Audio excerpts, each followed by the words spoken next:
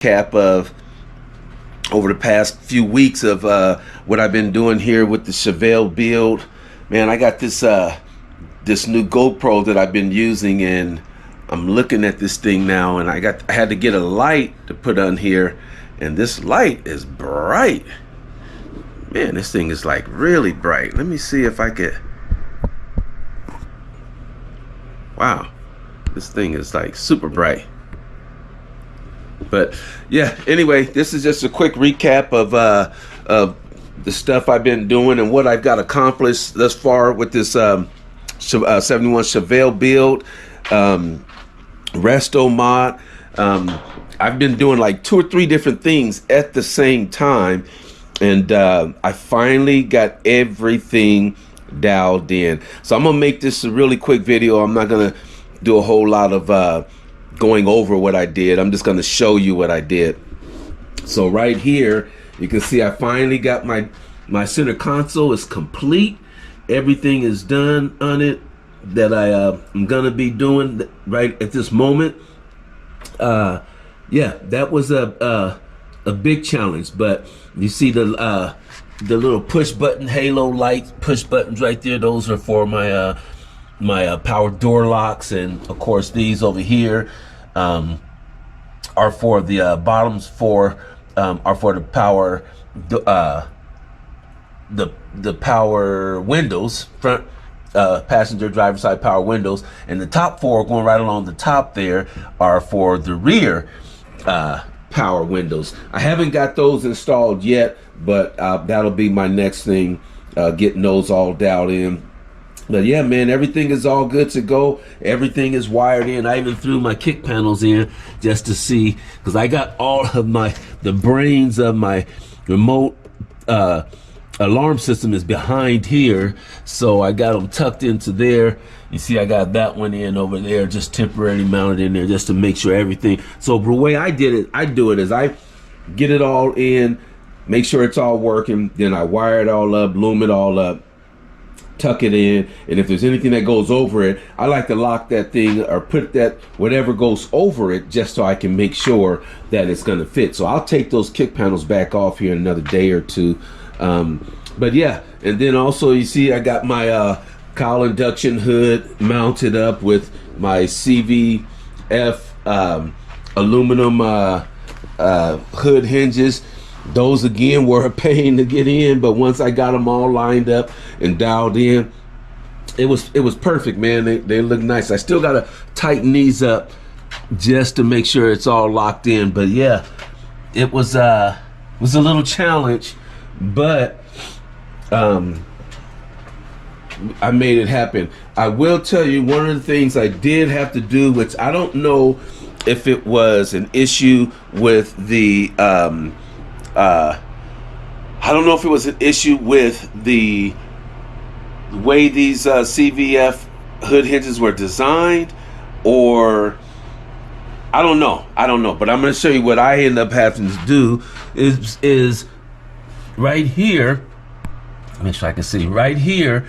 These bolts here, this one here, and the other one on the back side over here are the bolts that you use to adjust it this way. The problem is when I went to tighten this one up, where the threads on the fender were, the bolt back there, they were going in kind of crooked. And even if I did get it kind of straight to where it would be flush with the fender, these bolts were like super hard to tight. And the problem is you can kind of see right inside of there. Right, let me see, maybe if you can see on this one here, you can see where I had to shave a little bit inside of here because the bolt or the screw was just way too tight up in there.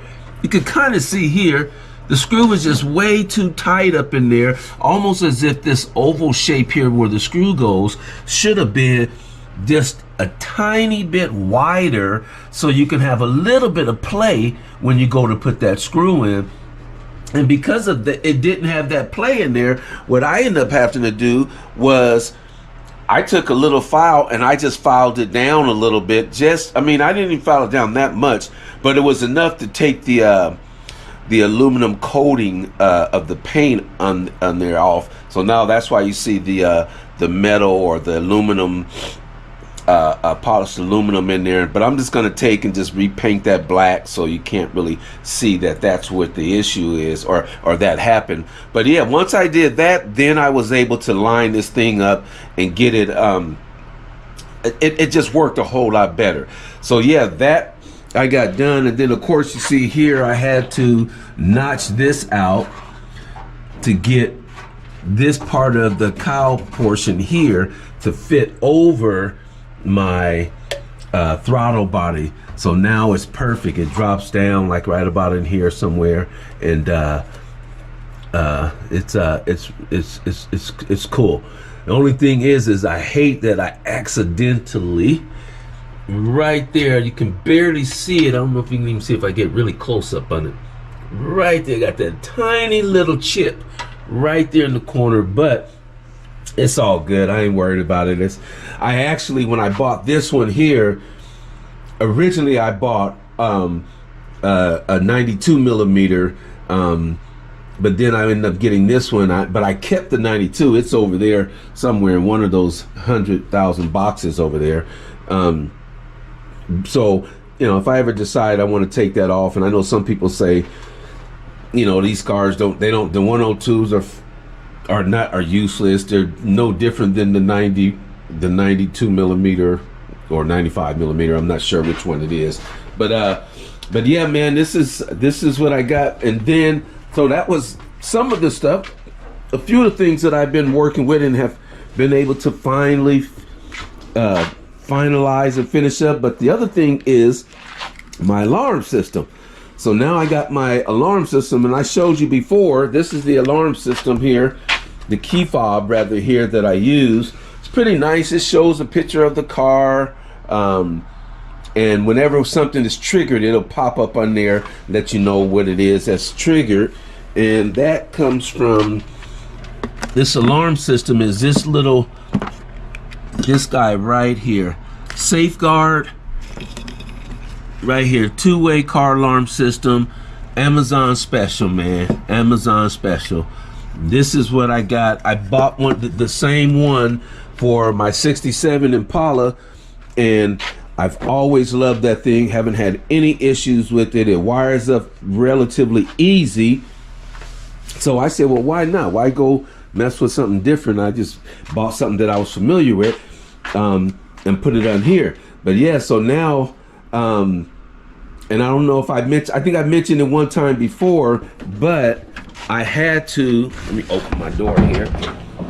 I had to, you can see on the doors here, I got this one accumulator here, but if you go down, there's another one right there. And it's like that on both sides of the door. And I had to do that because for whatever reason, the alarm system runs off a positive trigger, and those halo push button lights that I have, or push buttons that I have, they were running off of a negative trigger. So whenever we tried to, me and my son kind of figured it out, but when we tried to connect them together with just the one accumulator, it kept blowing a fuse. And we figured out what it was is one was on positive and one was on negative, and that wasn't going to work. So what we came up with is I could have either rewired all those halo lights again, or those halo switches, shall I say. And I wouldn't want to do that. I didn't want to go back and do all of that. So what I decided would be a lot easier would be to just, actually my son came up with it, and he said, you got two choices. You either add another accumulator on there, and then, or you go and rewire all those buttons. And so I put a second accumulator in there, but they're attached to one another. So when I hit the button for the remote control, it pops both accumulators, which is kind of cool. And then when I hit the button for the push button in the car on the center console, it still unlocks and locks and pops both accumulators. So that's the workaround. We got it to work. And you can see here, I'm going to give it a shot. So right now it's unlocked. And now it's locked. And you see the lights come on from my center console. So now it's locked, you can't get in. Then you can hit the button again here. Now it's unlocked. And it's really nice, man. I am super duper loving it. And it's got all kind of features. I haven't even told you about all the features. If you want to know all the features, you could just look online and on Amazon, and you can get all the features that I have. But the one feature that I do like is the remote control start.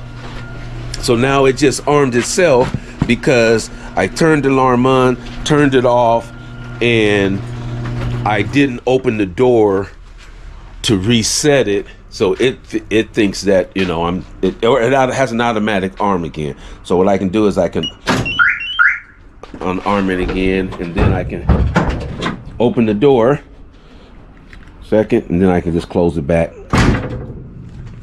So, but that's what I like. But the other thing is I was able to just connect the remote control start to this alarm, which was really easy. It was just one wire connecting it to the starter, and then another wire connecting it to the neutral safety switch, and it works good, man. I like it. It for some reason it has a problem when it doesn't really start all the time on the first start, but I think it does it a minimum of 3 times. I'm not sure because I've never gotten that far, but if it doesn't start in the first one, it tries it again, and it always does it on the second one. So I'm gonna do it right now. It's a little late, so I'm not gonna be able to let it run for a long period of time. But you can see here, I got the remote in my hand, And so basically, let me set the alarm as if it's alarmed, or as if it's armed. And let's see here.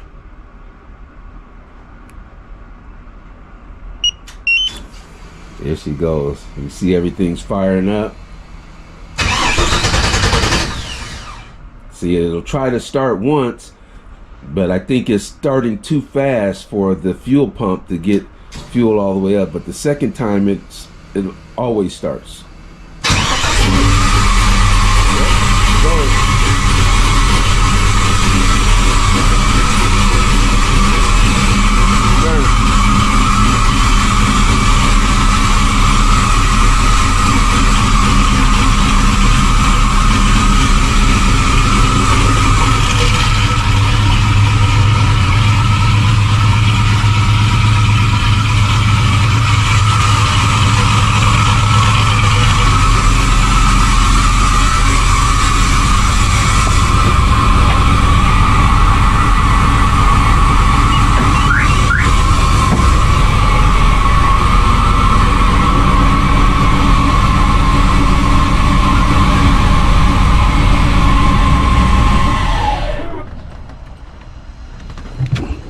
And of course, if you get in and you put your foot on the brake, it will automatically kill the remote start. So you got to get in, turn the key to ignition, and then it'll actually you can actually go ahead and start driving. But I'm sure you guys are probably already know all that kind of stuff there. I didn't want this thing to run too long because it's freezing out here, man. It's like 27 degrees out here in Washington, and I got the garage open. It's snow. I don't know if you can see, but I just kind of pointed out here. You can see, man, it's actually, it done started snowing again out here. Look at that snow. We got snow out here, man. Yes, sir. Snow. So it's cold. But yeah, that's what I've gotten so far. Tube, and I'm excited. I finally got everything is dialed in, the remote start. I got all my my boxes and stuff up here, my brains for the system, my Coda Digital, my my BIM modules right there, my Terminator X is right there. I know if I ever have any issues and I gotta access it, hopefully it's not gonna be too difficult to just pull the top of my dash off and figure out what I need to do.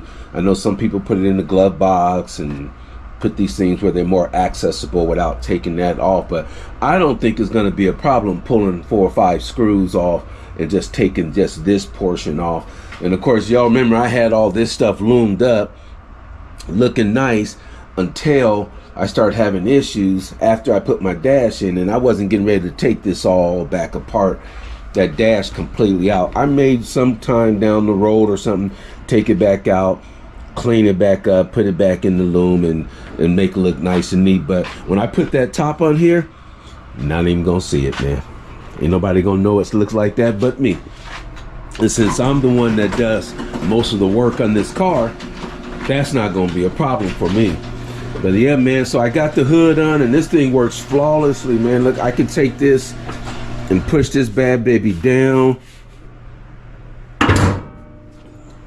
Look at how look at these things, man. Look how lined up that is. Let me get you from that angle there. That sucker is like spot on. I even threw my front grille on there. I'm gonna take this off and paint this black. I wish I would have had bought this without the metal on here, the chrome, because now I got to take this off, paint it black, and then put these back on, and I hope I don't damage them. Yeah, that's just unfortunate. But yeah, these things are lined up. My gaps aren't right yet. I don't have those quite right, but the alignment for this here going across here, whoo, man, that's spot on. That is spot on. And I mean, it's pretty darn close. This is a little tight here, but the car hasn't been painted yet, so a lot of this stuff will be easy to shift over. I may have to kick the fender out just this way just a tad bit to get the alignment. The only issue that I'm having right now is this little bit right here is where it's sticking up, but I know what that is. That's just me adjusting my hood hinges a little bit more, but I didn't want to get too crazy with it. You can see this is pretty much close to being lined up where that needs to go. I didn't want to get too crazy with trying to get this hood spot on, perfect on, because the car hasn't been painted. It hasn't even been painted yet. So once my painter paints it, he'll put it on, and then he'll get it lined up, and she'll be looking nice. I still got to get my flapper so that I can get that thing hooked up and all. Like, I'll probably wait on that. I'm gonna get the flapper, but I'm gonna wait on hooking it up until after it's painted, because he's gonna have to take this hood off anyways to paint it. He's taking the hood off, the doors, the fenders, you know the drill, all that stuff there, and then he's gonna paint it. And like I said, hopefully that's gonna be here within the next maybe month or two. And then once it's done getting painted, then I'm gonna do my rear end and my QA1, not QA1, but my wheelwood disc brakes. So I'm gonna do the rear end, and I'm gonna do the wheelwood disc brakes, and then after that, then I'm gonna tackle the rest of my interior. Still got to get the interior done. I got these 2015 Camaro seats in here, so I got 2 of these stills here. I'm gonna have my brother take these here, put some material over them, and yeah, I'm gonna have those wrapped up. But these are gonna be a little bit higher. I'm gonna bring these up to where it's gonna be about like this. Both of them will be a little bit higher like that. And then when I do my package tray in the back, it will come up to almost to where this is here. Or if not, a little bit higher. I can even bring it up. You know, I could almost bring it up to where I want it. I could bring it up to like that there. I don't know exactly if I'm going to do that, because I don't think that's going to look right. But I do want to bring it up to where it's at least right there, something like that.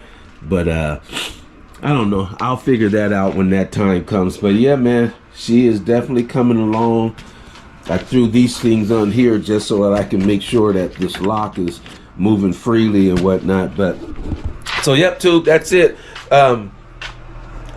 The next thing, like I said, is to get this thing out of here, get the trim for the front window, trim for the rear window, and give it to the painter and let him do his thing. And we'll be all good to go. So I'm gonna get off this camera, and I'm gonna catch you on the next one. Peace.